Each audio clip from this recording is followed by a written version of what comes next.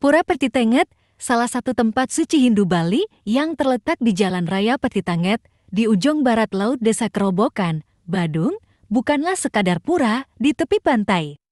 Setiap tahun, 3 desa adat, yaitu Kerobokan, Dalung, dan Padang Sambian, melaksanakan upacara pamlastian di sini. Namun, di balik kemegahan upacara tersebut, tersembunyi pantangan sakral yang harus dihormati oleh setiap orang yang berkunjung ke pantai ini. Jo Mangku Gede Ima Dewidra, pemangku Pura Petitenget, mengungkapkan bahwa pantai Petitenget memiliki kesucian yang luar biasa.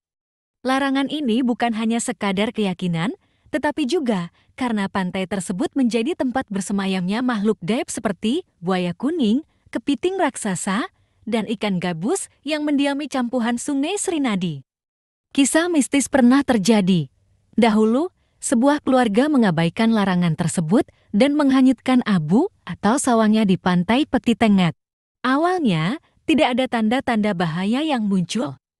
Namun, setelah beberapa waktu, keluarga tersebut mendapat pertanda bahwa Atma yang diaben tidak bisa kembali ke Merajan karena masih diikat oleh Batara di Pura Petitenget. Baru setelah dilakukan upacara panebusan, Atma tersebut akhirnya bisa dikembalikan. Pura Petitenget juga menyimpan kisah mistis lainnya. Di dalam pura, terdapat Palinggi Naga Gombang, seekor naga yang dipercaya sebagai penjaga pura.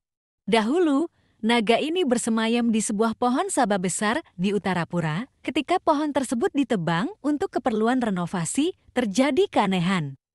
Hingga siang hari, pohon tersebut tak kunjung tumbang, namun pada malam harinya, pohon itu tumbang dengan sendirinya tanpa merusak bangunan sekitar. Akibat peristiwa ini, dibangunlah sebuah palinggih dengan goa di bawahnya sebagai tempat bersemayam naga gombang. Konon, naga ini sering menampakkan diri dalam wujud kecil yang kemudian berubah menjadi besar.